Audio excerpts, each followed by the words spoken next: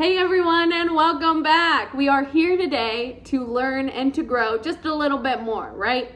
And today we're doing something pretty crazy, something that doesn't really follow the laws of science. Yes, it is that big. Our experiment is also just gonna need two things to make it cool and that awesome. So stick with me, but before we go anywhere else, we've got to talk about our riddle. So our riddle today is, what has a bunch of keys but can't open a single lock? I'll let you guys think on it and then we will figure it out at the end of our video. So stay tuned. All right, so let's get right to our science experiment, guys. For our experiment today, you will be needing two things. Yes, two things. First thing we're gonna need is water. Second thing we're gonna need is cornstarch. We are going to be making quicksand. So you might be thinking, what? Quicksand? Huh? How? It's not really quicksand. It is just it's called Oobleck. It's when you mix cornstarch and water together and you get this substance, this kind of slime, Play-Doh type of deal that if you walk very slowly across it, you'll sink right in. Of course, we're not going to be walking. We're going to be walking. And when you go really quick, so you're speed walking, you walk on top of it. So it's like walking on water. I'm very interested to see how it all works out, and I'm going to tell you the measurements that you will need. So the measurements, this is very important if you want to have a successful Oobleck experience, is 2 cups of cornstarch and 1 cup of water. Now, like I said earlier, you can use food dye, but if you don't have food dye, it's no big deal. So I'm going to go prepare my Oobleck scientific mixture, and I will meet you guys right over there because it's not going to be here. We got to do it somewhere where it's a little safer and less messy to mix things. So I'll see you then. All right, we've got our mixture. I do want to update you all. I had to use 2 cups of water instead of just 1. Now you can play it by ear. What I did was basically cover it until it was there, until the cornstarch was on the bottom, and then I added water. I just needed to add some extra. You might need to add less. It's all up to you. Play it by ear and figure out what works best for you.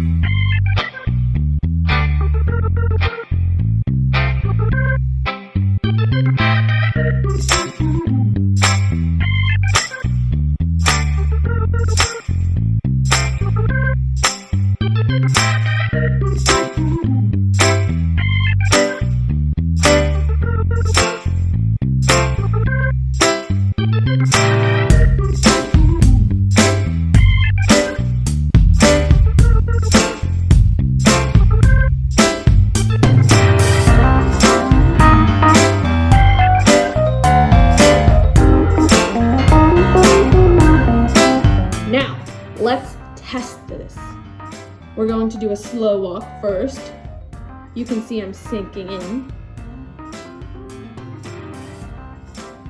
Sinking in, right? Slow walk. Now let's do a fast walk. No one's got me. I'm not sinking in. Now I want to show you guys. I'm going to pick this up. Oh my gosh. I don't know if you guys can hear that, but this cornstarch is not happy.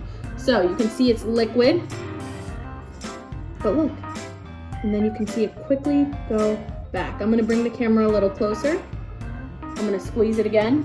You can see the liquid fall out, but then look, it's a solid. But then it goes right back to that liquid state.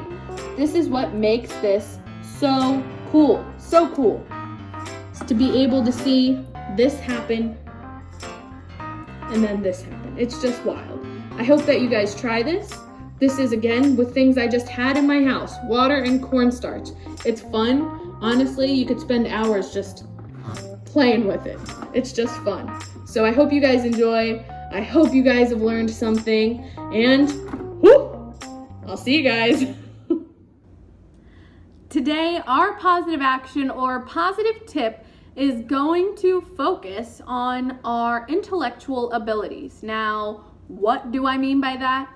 I mean how we use our brain in the sense of an academic way, if you have a job, a professional way, and in all honesty, what it really comes down to is problem solving. So what is an intellectual way we use our brains? We do our math homework, we write a paper, we read books, stuff like that, right? Now, what we're gonna discuss today is how to set goals in that type of realm, in that regard, to our intellectual business going up here. What can we do to improve upon ourselves, to become the best us, not only emotionally and physically, and how we treat each other, but also how we improve in our academics, improve in our problem solving. So, what are some goals that you can set? And remember, make sure they're achievable. When we set unrealistic goals for ourselves, we set ourselves up for failure and disappointment. And that's not fair, so do future you a favor and set some achievable goals. Things like doing my math flashcards every day, or reading one book, however long it takes you to read one book, set a goal. It takes me 2 days to read one chapter book. Okay, I'm gonna try and read 2 chapter books a week. I'm gonna try and read 1 chapter book a week. I'm gonna try and learn all my sight words, stuff like that. Not anything crazy like I'm gonna get all A's for the rest of the 2 years that I'm in middle school. Absolutely not. Oh my goodness, don't set yourself up for failure like that. You never know what's gonna happen. You never know if a class isn't gonna work out. You never know if, honestly, we'll be back at school. So give yourself a break. Set some achievable goals. I know you can do it. I have faith in you. And if there's any resources that you need, please reach out. I'd be happy to find stuff online that you guys can use to help improve your intellectual brain game. So, I hope this has helped. I hope that I have encouraged you and you feel encouraged and courageous to try something new and set some goals. Because I'm telling you, you got the whole world in front of you. You can do whatever you'd like. You just have to take that step, setting goals and finishing them. Check them off. It feels so good, I promise. So, now that we've talked about our positive tip or positive action for today, let's move right on to, did you guess it? Super Fudge! If you guys remember, we left off our book Super Fudge where Peter had just given us a tour of his new house in Princeton. He doesn't seem like a big fan. He had something to say about every room in the house, the front and the backyard. So I don't think he's too happy. But I'm hoping that changes. So let's see what happens if maybe Peter finds himself in a better situation. Mom has this thing. It's called a snuggly for carrying Tootsie. She hangs it around her neck and Tootsie fits into it and rides right next to Mom's middle. It looks very comfortable. Sometimes Dad carries Tootsie in it too. Mom says they didn't have them when I was a baby. I missed out on a lot of good things. Every night after supper, we walk into town, stopping at Baskin-Robbins for ice cream. One night, Mom asked me if I would like to wear the sling and carry Tootsie. No thanks, I said. I wouldn't be caught dead wearing a baby around my neck. Oh, Peter, you're so silly. Baskin-Robbins is having a contest. They're looking for names for a new ice cream flavor. So far, I suggested lemon lunatic, crazy chocolate, and miserable mint. After almost 2 weeks of hanging around the house, I actually met a kid my age. He lives across the street, but was at scout camp when we first moved here. His name is Alex, and he's going into 6th grade too. He's very small with hair that hangs into his eyes, and he always wears a t-shirt that says, Princeton, class of 91. By the time I met him, I was so lonely and bored, I wouldn't have cared if he had 3 heads, as long as he was my age and wanted to be friends. Alex came over one morning and said, "Do you want to go into business with me?" "What kind of business?" I asked. "Worms," he told me. "Worms?" I asked. "Yeah, worms," he said. "Worms!" Fudge screamed, jumping in front of the steps. "Wormy, wormy, worms!" Alex looked over at him. "Don't mind him," I said. "He's just my little brother." "Oh," Alex said. "So, what do you say?" "Sure," I told him, having no idea what kind of worm business Alex was talking about. "When do we start?" "How about now?" Alex said. "Okay, what do we do?" "First we dig them up. Then we sell them to Miss Mulder down the street. She pays 5 cents a worm." "What does she do with them?" I asked. "She doesn't say. Some people think she uses them for fishing. Other people think she uses them in her garden. Personally," he stopped and scratched his head. "Go on. Go on." "I think she eats them," Alex said. I thought for a minute. "Worm pie?" "Yeah, and worm stew, and worm juice, and worm soup," I said, getting warmed up, "and worm bread." "Oh yeah, that's the best," Alex said. "Nice soft bread with little worms here and there. You can really make a tasty worm and cheese sandwich on it," I said, and we doubled over, now laughing our heads off. "And worm ice cream," Fudge said, jumping on top of us. "Worm ice cream," Alex and I said together. I decided that Alex, in my class, Princeton, might not be so bad. That afternoon, Alex and I went digging for worms. We rode our bikes over the lake. It's easy to ride in Princeton because they have bike paths on every street. Alex put a pail and a couple of shovels, and then we got to work. Finding worms was no problem. An hour later, we rode back to my house. "Miss Mulder likes her worms clean," Alex told me, turning on our hose. "That figures if she's using them for cooking," I said. We left the pail of worms outside and went in for a drink. When we came out, Fudge was standing next to Tootsie's carriage, dangling a worm in front of her. "Cut it out!" I yelled, racing over to him. "Why?" "She likes it," Fudge said. "Watch." Alex and I looked into Tootsie's carriage. She laughed every time Fudge held up the worm. "You're right," I said. "She does like it." "Hey, Mom, look at this." "What is it?" Mom called from where she was, weeding Millie's organically grown vegetables. "You've got to see for yourself," I called back. She came over, wiping her hands on her jeans. "Watch, Mommy," Fudge said as he took the worm from behind his back and dangled it over Tootsie's carriage. She smiled and gurgled, but Mom screamed, "Get that thing out of here! Hurry up! Get rid of it now!" "It's just a worm, Mommy. Don't you like worms?" "No, I don't. I really don't like worms at all, and I never want you to show me another one. Do you understand?" Fudge put the worm on his arm and let it curl up in his shoulder. "See? Isn't he cute? I'm going to call him Willie. Willie the worm. And he'll be my very own pet. And I'm going to sleep with him. And he can eat next to me at the table. And he can take a bath with me. Fudge!" "Yes, Mom. I told you I don't ever want to see that worm again. And you may not bring him into the house. And you may not hold him that close to Tootsie. Do you understand me this time?" "You really don't like worms," Fudge said. "That's right," Mom said. "I really don't." "Why not?" Fudge asked.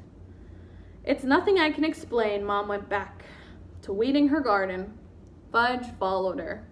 "Is your family always like that?" Alex asked.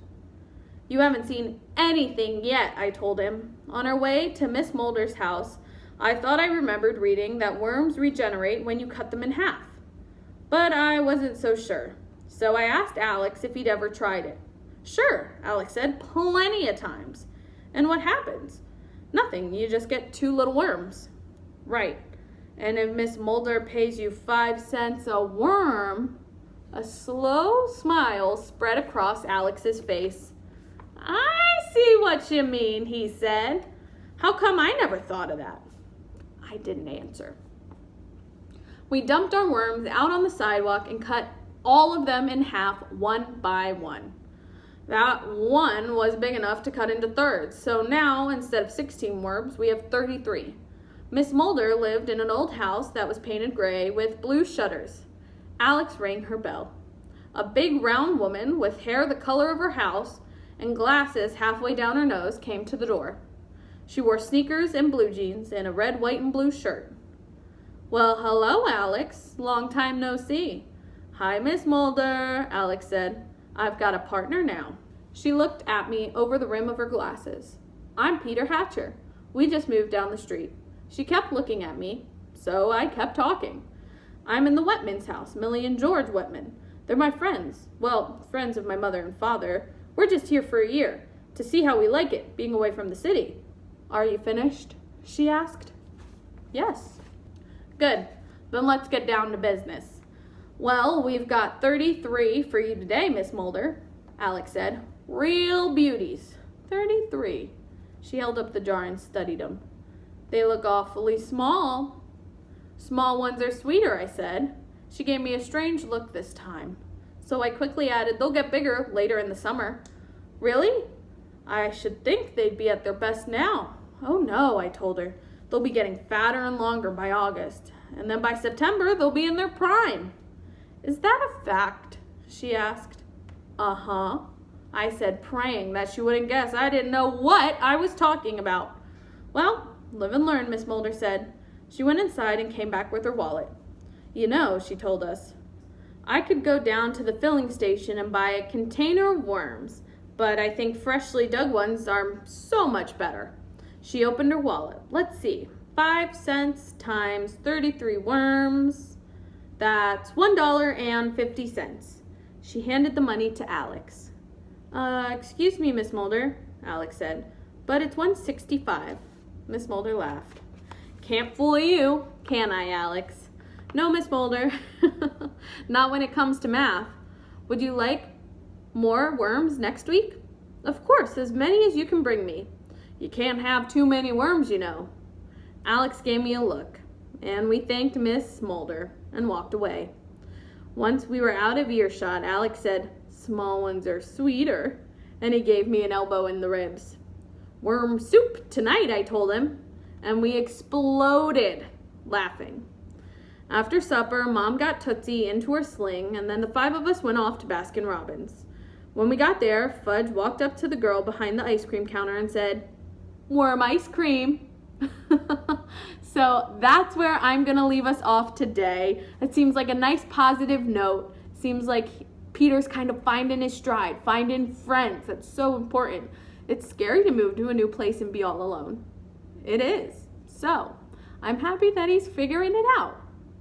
Now, before I say my final goodbyes, we of course have to talk about our riddle. So stay tuned and I will reveal all shortly.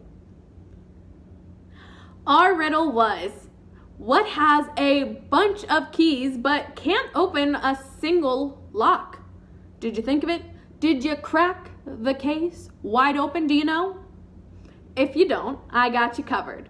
Our answer to our riddle was a piano. Get it? There's keys. Those are the little things on there. They're called keys, and they don't unlock anything. But if one does, wouldn't that be cool? Like a secret key? Anyways, I'm getting ahead of myself. I hope you guys enjoyed our experiment today. I know I had a blast, and these were things I could just find around my house. So I hope you enjoy. I hope you have fun, and I hope you learned something new. So that's it for me. Bye, guys. Thank you for watching.